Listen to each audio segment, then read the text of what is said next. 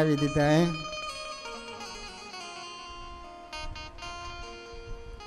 એટલે એ સંતે તરત જ એક સાખી રહી છે। स्वप्न की ये सुंदरी दिया कुआ में डाल, जिसको प्रत्यक्ष मिली उसका किया हवाल। કે હારું સ્વપ્નમાં ઓલી સ્ત્રી મને દેખાડીને મને કુવામાં નાખી દીધો તો જેને પ્રત્યક્ષ મળતી હશે એની શું દિશા થતી હશે। તમારા ઘરના તમને મારે ગમે એટલા કઠણ વચન કે છતાંય તમે બધુંય સહન કરો, પણ સંત ક્યારે કઠણ વચન એક કહે ને તો બીજી વાર એ સંતની પાસે આવતા પણ તમે શરમાવો છો। ખરેખર સંસારમાં આવા દુઃખ સહન કરીને ભગવાનનું ભજન કરો છો ને એટલે ખરેખર તમે મરદ છાતીના તો ખરા। એટલે બે હાથ જોડીને બધાને વંદન તો કરવા જોઈએ કે આવા દુઃખરૂપી સંસારમાં રહીને તમે ભગવાનનું ભજન કરો છો, સમયે સમયે કથા સાંભળવા માટે આવી જાઓ છો, સમયે સમયે સેવા કરવા માટે આવો છો। તમને લાખો લાખો ધન્યવાદ। ભગવાને આજ્ઞા કરી, સંતો ઘરે ગયા છે, એક સંત ઘરે નથી ગયા, મહારાજની સાથે રહ્યા, અદ્ભુત કામ કર્યું માટે એમનું નામ અદ્ભુતાનંદ સ્વામી પાડ્યું છે। સ્વામિનારાયણ ભગવાને ભુજમાં અનેક દિવ્ય લીલા ચરિત્રો કરેલા છે। ત્યાં એક કુબેરજીત રામચંદ્ર 3 ભાઈઓ હતા। સ્વામિનારાયણ ભગવાનને યજ્ઞમાં આમંત્રણ આપેલું, મહારાજ ગયા, પણ એને બકરામાં છેલ્લે યજ્ઞમાં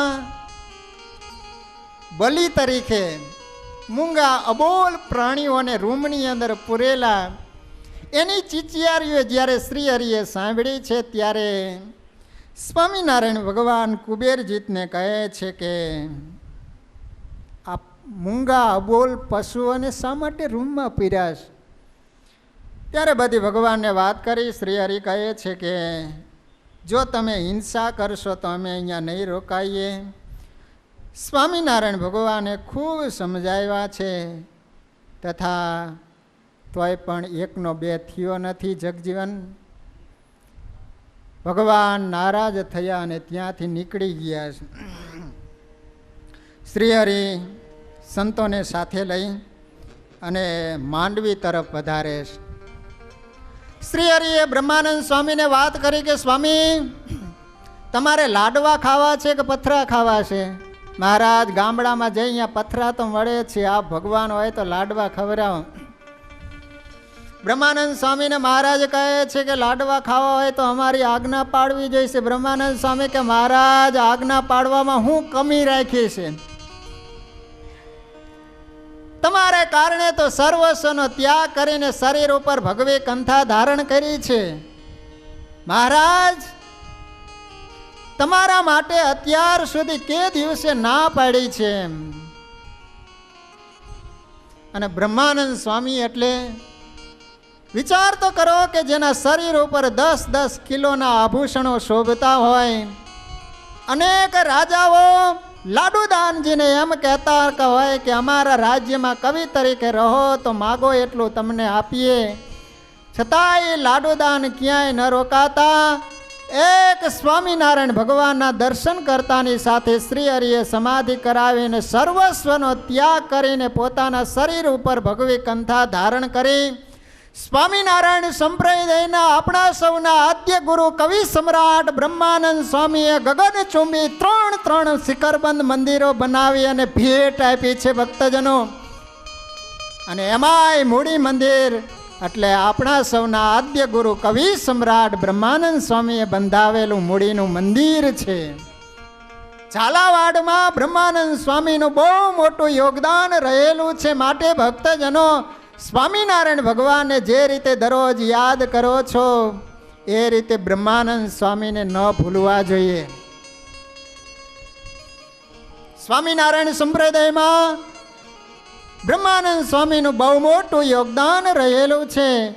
આપણે સૌ બ્રહ્માનંદ સ્વામીના પરંપરાના છીએ, એનો આપણને ગર્વ હોવો જોઈએ. હંમેશને માટે આપણને અનુસંધાન રહેવું જોઈએ કે આપણે તો બ્રહ્માનંદ સ્વામીના છાવણીના છીએ.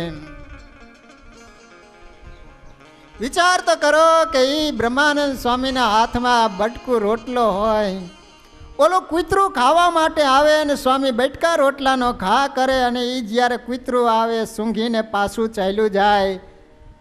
જે રોટલાને કૂતરા ન ખાય સંતોએ ખાય અને સત્સંગ કરાયો છે. ભક્તજનો, ક્યારેક સ્વામિનારાયણ સંપ્રદાયમાં સંતોએ સત્સંગ કરાવવા માટે જે કષ્ટો દુઃખોને સહન કર્યા છે એ કથાઓને ક્યારેક વાંચજો, તમારી આંખના આંસુ નહીં.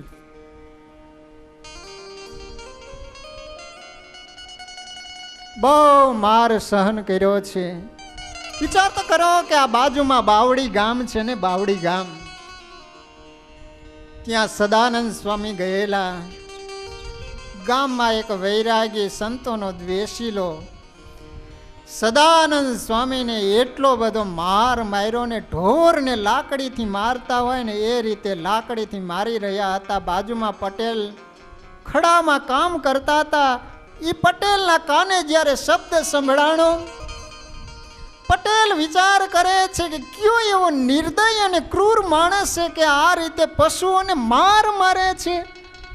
જે તરફથી અવાજ આવતો તો એ તરફ પટેલ ગયા ને, તો ખરેખર પશુને નહીં પણ સ્વામિનારાયણ ભગવાનના સંતને ઓલો દુર્જન માર મારી રહ્યો હતો. એટલો બધો સ્વામીને માર માર્યો ને તે ઓલી શીશમની લાકડી હતી ભાંગી ગઈ. પેલો પટેલ આવી અને સ્વામીને કહે છે કે સ્વામી, તમને આટલો બધો માર માર્યો તો તમને પીડા તો થતી હશે ને? ત્યારે સદાનંદ સ્વામી એમ કહે છે કે પીડા તો શરીરને થાય છે પણ આત્માને કાંઈ દર્દ નથી થતું. હું તો શરીરથી અલગ છું, પણ એક વાતનું મને દુઃખ થાય છે કે મારા ગુરુભાઈની શીશમની લાકડી ભાંગી ગઈ છે ને, તમારે ઉપકાર કરવો હોય ને તો તમે એને નવી શીશમની લાકડી લાવી આપજો. આ છે સંતોની સહનશીલતા. નિસ્વાર્થપણે સત્સંગ કરાવતા હોય તો માત્ર ને માત્ર એ સંતો છે. આજ સ્વામિનારાયણ સંપ્રદાય સારા વિશ્વમાં જો ફેલાઈ ગયો હોય તો એનું માત્ર ને માત્ર કારણ છે સ્વામિનારાયણ ભગવાનના સંતો. રાત્રિ દિવસ જોયા વિના તનતોડ સત્સંગ કરાવવા માટે કેટલી બધી મહેનત કરે છે. મહેનત સામે હરિભક્તો જોઈજો. છતાંય પણ આજ અખંડ ભગવાનને ધારી રહેલા સંત પુરુષ અને મુમુક્ષુ ઓળખી નથી શકતા. એ વાતનું દુઃખ થાય છે કે નિસ્વાર્થપણે મંદિરો કરાવતા હોય, ગામડામાં જઈને સત્સંગની સેવા કરાવતા હોય, છતાંય સંતોની સેવા કરવાની વાત તો એક બાજુ મૂકો, એવા સંતોનો વિરોધ આજ થાય છે.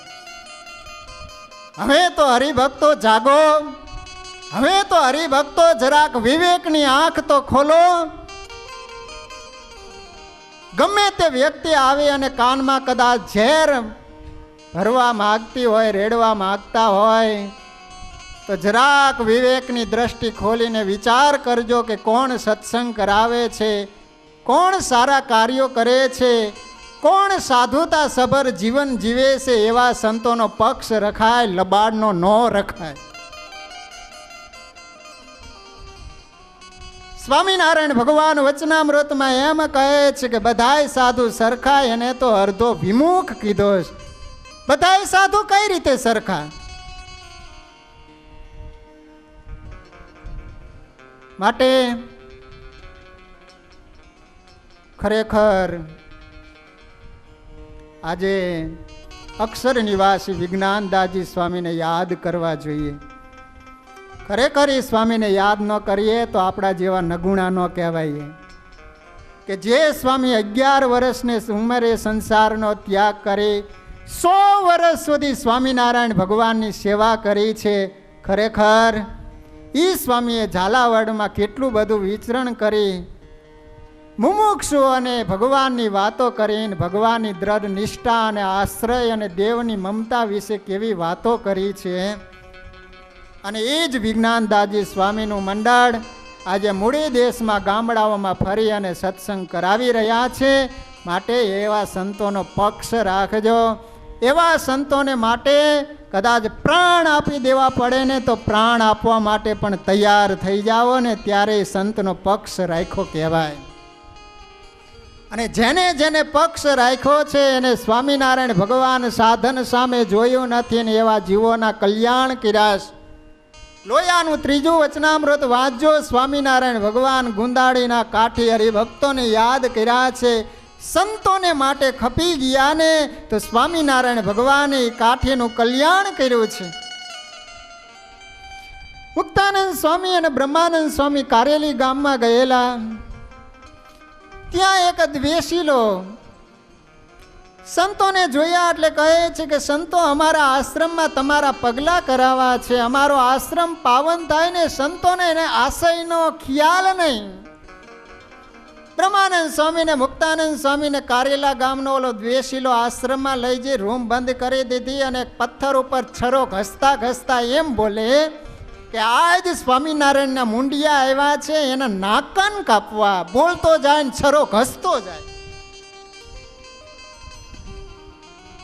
બ્રહ્માનંદ સ્વામીએ મુક્તાનંદ સ્વામીને કીધું કે સ્વામી, આજે નક્કી આપણા નાકન કાપશે. મુક્તાનંદ સ્વામી બ્રહ્માનંદ સ્વામીને કહે છે કે સંસારને માટે તો કેટલી વાર નાક કાન કપાયા છે, સ્વામિનારાયણને માટે કદાચ કપાતા હોય તો બહેતર છે.